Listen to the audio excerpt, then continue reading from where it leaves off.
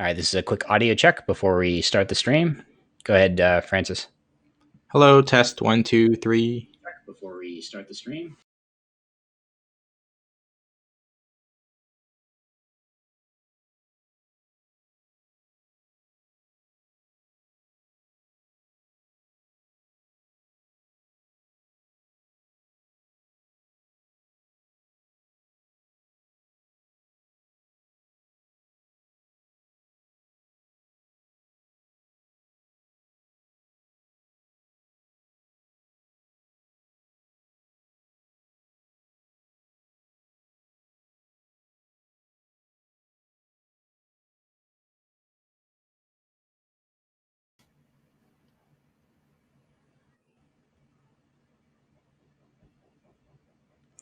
Hi, welcome to Project Geospatial. I'm Adam Simmons, and here with me for this episode of the Industry Limelight is Francis Dumas. Did I pronounce that correctly?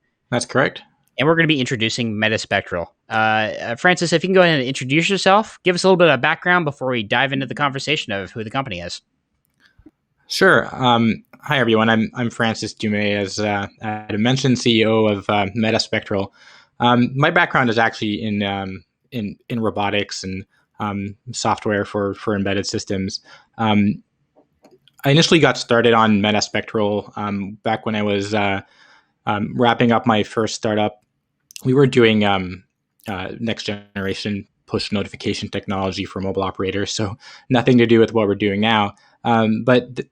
At that time is when I actually met my co-founder, who was kind of freshly minted with his PhD in machine learning, and he had this really cool idea on how to use machine learning to optimize compression algorithms. So if you take your typical algorithm like JPEG, for instance, it just uses the same compression formula to each and every input. And it was chosen like that just because it worked best for the widest variety of image types. And so the idea here was to essentially tailor the compression tech or the compression algorithm to each and every input. And so we got started by kind of reaching for the low-hanging fruit first, which is static images and JPEG. And we essentially came up with, after a few months of work, of a machine learning turbocharged, if you will, JPEG algorithm, which essentially achieved like 30% more compression for the same quality than traditional JPEG. We tried to market it for a while, and you can go into that later if you like, Adam. But the long story short, we found there was a lot of competition in that area. It was a very a crowded market. And so we started to look for more data formats which had more potential and had actual more solid and pertinent problems to solve. So we started going up the food chain of data formats, and that's how we started working on multispectral and hyperspectral data. And we found, that the technology has been around for a while, but it's just kind of started to take off now because of a few factors. The first one is the the form factor of the imaging technology was significantly decreased, which made it possible to embed into aerial platforms or satellites. And the second thing was price. They're still expensive, but they've been getting significantly cheaper. That it's actually possible to embed in a satellite without impacting the cost too much. And as far as problems goes, we basically found out that hyperspectral imaging, as most of you on this call might know, deals with a very large volume of data, and so it can be very taxing on both the imaging side, where data is collected, but also on the transmitting side, to transmit that data down to the ground and have it processed. Awesome. No, thanks for that introduction. And just to go a little bit deeper, and so right now you're diving into more hyperspectral right now, or you're compounding on your compression algorithm a little bit more. So just give me an idea where your company is currently doing, what your maybe mission and vision is of what you're trying to do right now, and where you plan on going. Yeah, so right now we're definitely long on multispectral and hyperspectral. Basically, the mission of the company is to accelerate advanced infrared systems. I forgot to mention earlier kind of what hyperspectral is for those who don't know, but it's essentially taking an image far into the infrared range. So a typical image just takes three frequencies, red, green, and blue. In hyperspectral, we go deep into the infrared range and take up to 300 different frequencies at the same time. And so as a company, we're developing both the hardware and software necessary to help stream, analyze, and store/index the data in real time. Okay. And so how difficult, what kind of providers, and you don't collect your own imagery, of course. So what kind of providers do you work with, and what types of hyperspectral are out there? Is it just aerial providers? Is it satellite providers? Can you give us a sense of that? Yeah, absolutely. So, we're just getting started. We've been around for a couple of years, and so the tech is near completion right now. And so we just started engaging with the image providers.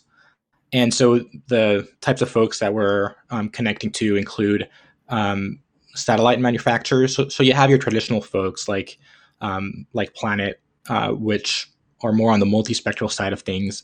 And then you have startups, which are actually the main force behind hyperspectral in space. Those guys are essentially building up their satellite constellation as we speak. Most of them are launching in 2022. And so that's our goal now as a company, is to or basically find a ride in space with one of these companies.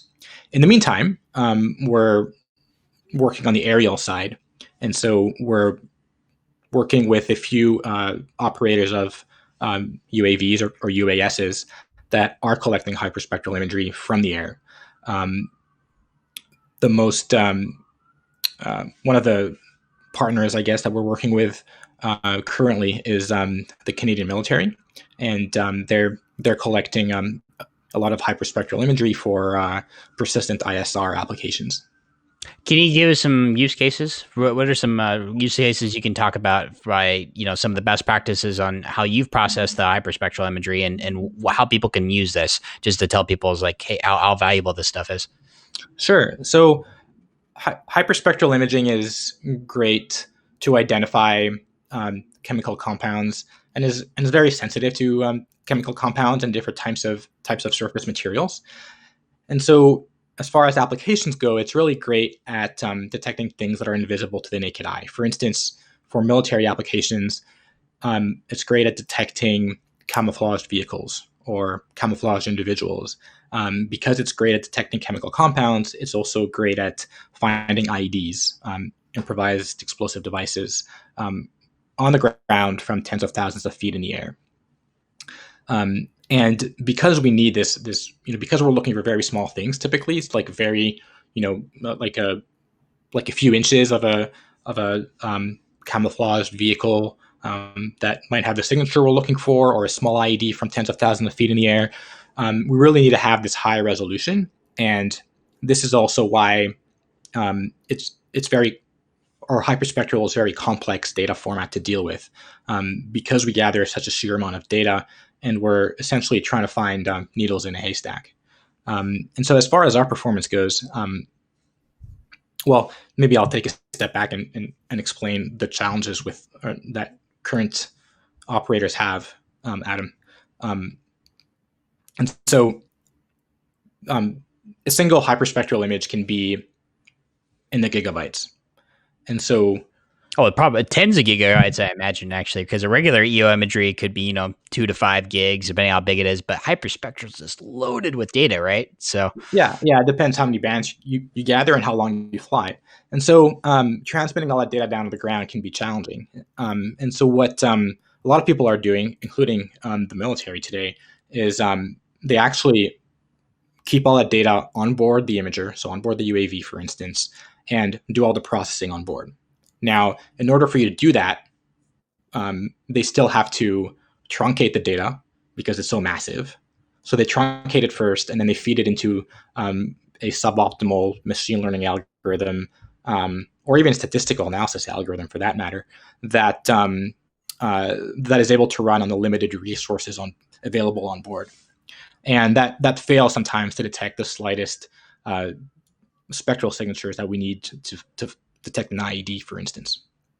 So our approach is instead what we do is we just we decide to compress all the data losslessly onboard the edge device, and we can compress it down to just a third of the size, again losslessly, and then we we send it down to the ground in the bandwidth available, and then on the ground we have a big data center where we can use much more powerful machine learning algorithms to detect that data.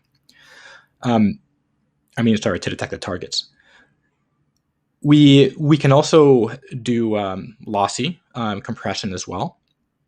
And so a big challenge that has existed in the past was every time people would try to do lossy compression, they would essentially decimate the data, which means essentially subsampling the data.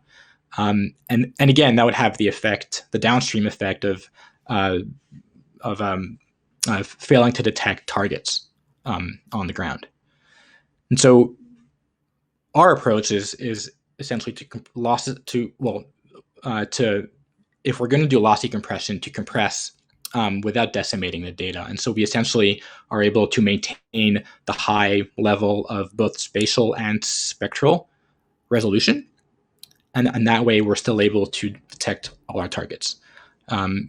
Just as an example, for the Canadian military, we were essentially testing the envelope of this system. How far could we go with the compression? And we managed to compress the hyperspectral data down to just 9% of the original size. You said 90%?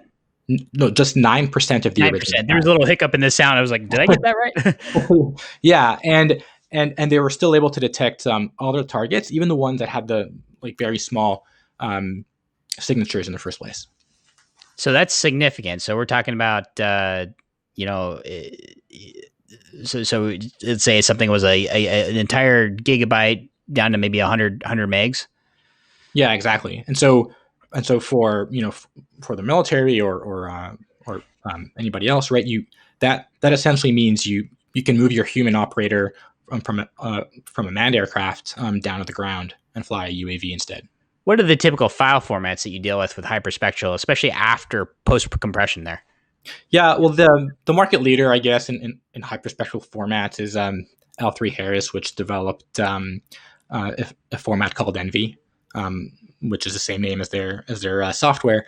That's, I guess, the typical format. It's really uncompressed data. It's just a data cube of 16-bit integers. When we compress it, we obviously compress it down to a format which we didn't invent, by the way. We compress it to a format that was developed by CCSDS, which is a consortium of space agencies around the world. It stands for something like Consultative Committee for Space Data Systems. It includes NASA and the Canadian Space Agency and the European one. And so anybody could in theory decompress it without needing any specific decompressor from our side. What we offer, however, is a high throughput and high fidelity decompressor in the case of lossy, which is essentially able to decompress as fast as we're able to compress. So essentially in real time. Excellent. That's amazing. So just as mission data could be offloaded off the bird or off the satellite or wherever you're processing this stuff. So is there any type of limitations? How many images can you push through your pipeline at once? What's the what are the hurdles have you overcome as you're working on these problem sets? Yeah. So right now, well, yeah. So as I mentioned, the algorithm itself was actually developed by CCSDS, and our IP is actually in the way that we've parallelized the algorithm to achieve high throughput and real time capability. And so we're able to compress at about 37 gigabits per second, and so that currently is more than any hyperspectral imager can capture at. Yeah. But the bottleneck so far has been getting the data onto our compression module. And So it's so the pipeline in between is that's really more causing the issue from the bird before it even gets into your system, probably. yeah. And so we were an early version of the module was just connecting the camera to our compression module by Ethernet, which max can do 10 gigabits per second. That's if you're lucky. Um, and so what we're moving to now is we're connecting the cameras directly to the memory of our compression module. And so as the images come in, actually as each line of an image comes in, because these are typically push broom systems where it's a scan system where each line comes in one at a time. As each line comes in, we scan it right away. I mean, we compress it right away. I'm sorry.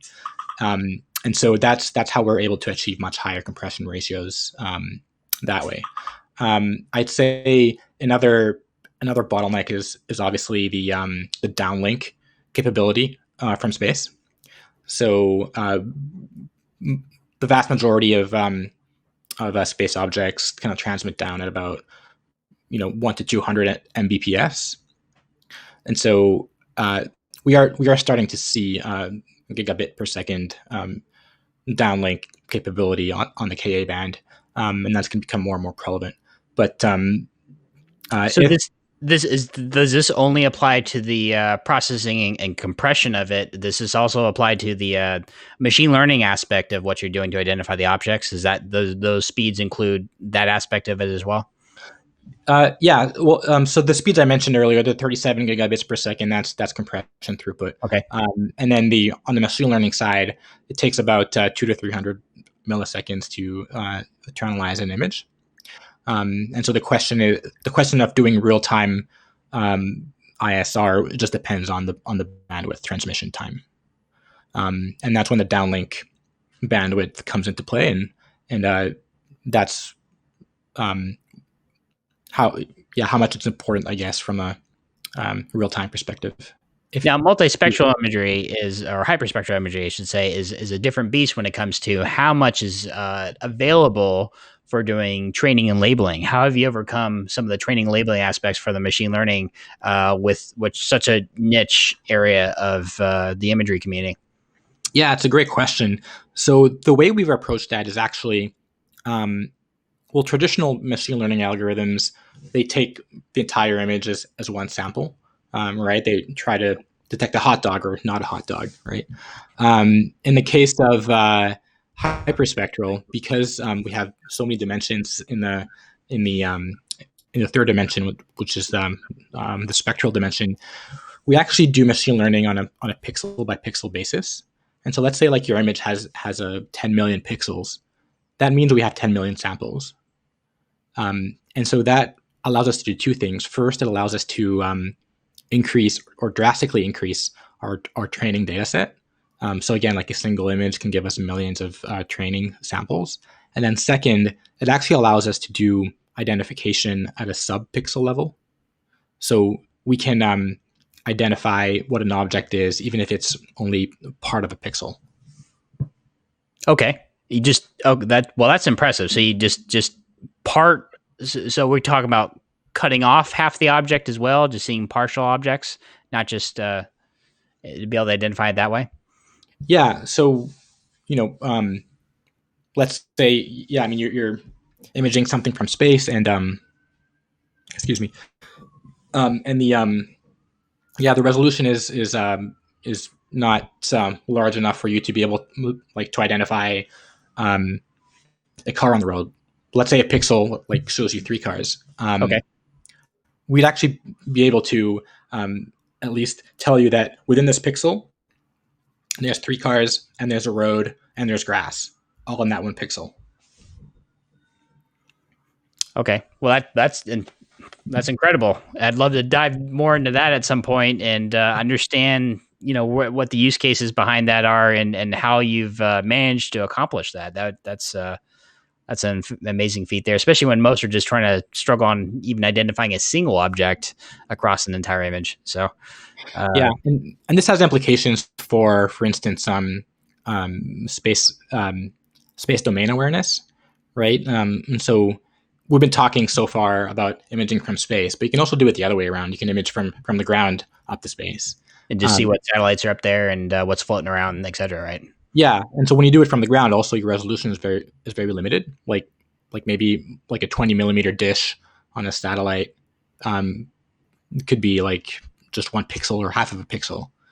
And so we can do the same thing. We can detect, how big that dish is from the ground, um, how many solar panels it has, what it might be able to generate in terms of power, and then ultimately detect what kind of threat it might pose.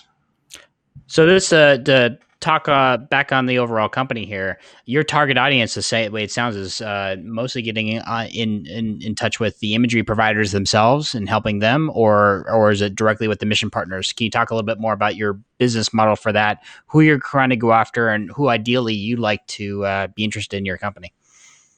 Sure. Well, so far, in terms of industries, at least, the two main ones that have made significant headway in hyperspectral imaging have been defense and Earth observation. So those are our two key markets. We don't plan on getting into the hardware game and launching our satellites ourselves. At least Well, not. when you say Earth observation, we're talking about agriculture, energy, mining. I'm assuming other than defense, you kind of can go into Earth observation from a commercial perspective and what that actually means and who your target audience is on that. So, Yeah, sure. So again, the Earth observation satellites are just kind of launching in between now and 2022. But the markets that have been identified for those, and some of them have already have contracts, go in are agriculture, um, mining, oil and gas, um, to detect leaks and methane and to emission. clarify, we're still talking about hyperspectral here, not Yeah, everything else that's out there. yeah, Just yeah. No, yeah, we definitely are. Yeah, we definitely are. I think the market is still, at least on the Earth observation side, it's still at the stage where they're or the providers of these imagery is essentially training their customers on understanding what the impact of hyperspectral is. There's been this kind of breadth of academic research being generated on hyperspectral, but as far as commercial applications go, it's still fairly new. And so uh, this is happening right now, where imaging providers are explaining to their agricultural customers how important this is to be able to monitor crop health from space, or the amount of moisture in your crops, or even detect like the ratio of weeds versus actual crop from space. Same thing on like forestry, for instance. Like using hyperspectral, we can detect. We can do like an ecosystem type um, breakdown of the flora. So, um, for instance, non-photosynthetic trees are more fire prone than photosynthetic trees, for instance. And these are things that only hyperspectral imaging can detect. Traditional EOIR can't do that.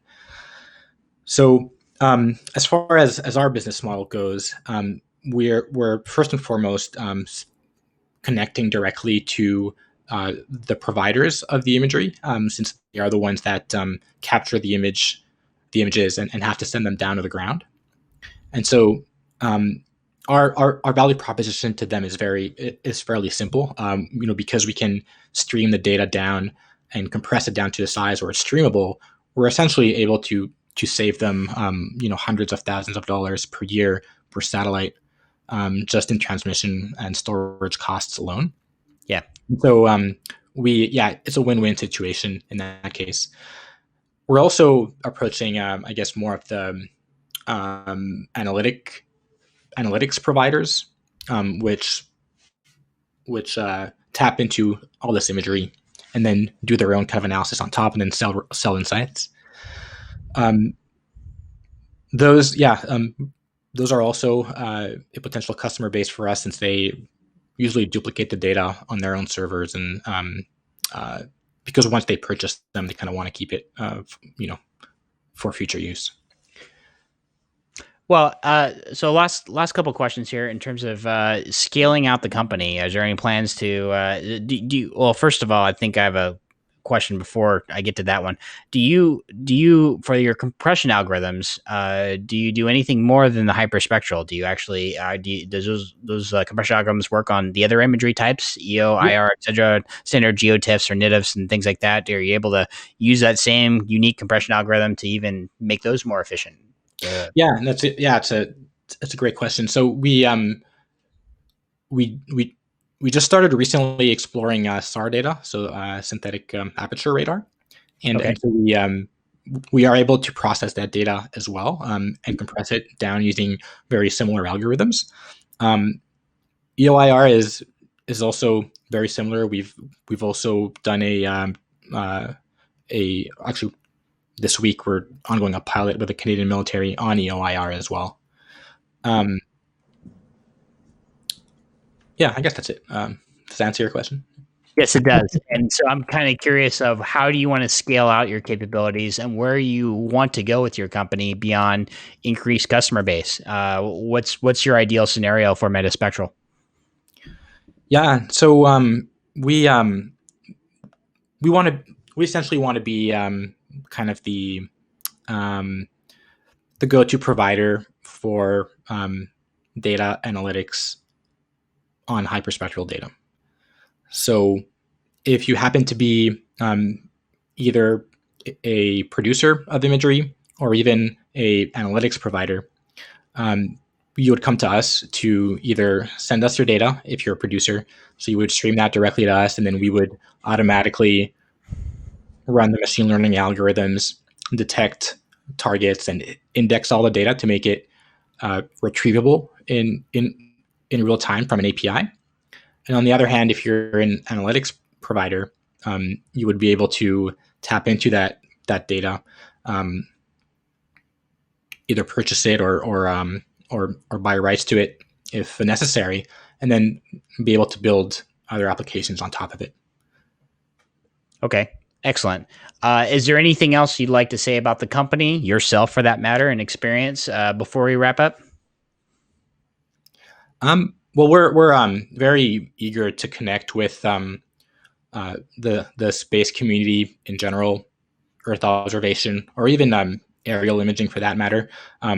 We very much love speaking to customers just to understand what their pain points are. And so, if this conversation has piqued your interest at all, please do reach out. We just love connecting with customers and understand if there's anything we can add to our roadmap, which would have a or which would solve like a real world problem for a lot of people. How do people reach out to you? Yeah. So you can email me at Francis Francis at metaspectral.com. That would be the best way. Awesome. And we'll include that email address and how to get a hold of you in our show notes. Well, Francis, I thank you very much for coming on and helping us introduce Metaspectral to our audience and talking about who you are and what the company does. I'm Adam Simmons on the series Industry Limelight, part of Project Geospatial. Thanks, everyone. We'll talk to you next time. Thanks for having me, Adam.